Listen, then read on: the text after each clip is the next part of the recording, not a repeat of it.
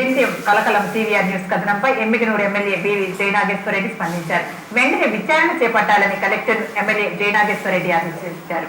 కథనాలు ప్రసారం చేసిన సివిఆర్ న్యూస్ కు ఆయన అభినందనలు తెలిపారు. ఇప్పుడే సివిఆర్ ఏదైతే ఛానల్ ఉందో వారు దృష్టికి తీసుకురావడం జరిగింది. ఇట్లా వాళ్ళు నిన్న ఒక డీలర్ షాప్ ఏదో ప్లాస్టిక్ బియ్యం వల్ల ప్లాస్టిక్ బియ్యం ఉంది అని ఆ బియ్యం తినడం వల్ల ఇద్దరు ముగ్గురు చిన్నారులకి ఏదో ఆరోగ్యం దెబ్బతిందని చెప్పడం జరిగింది. ఇప్పుడే మాట్లాడడం జరిగింది. కలెక్టర్ గారు కూడా చెప్పడం జరిగింది. వాస్తవంగా అయితే ఇటువంటి ప్లాస్టిక్ బియ్యం ఎక్కడ కూడా ఈ రాష్ట్రంలో అటువంటి పరిస్థితి లేదు.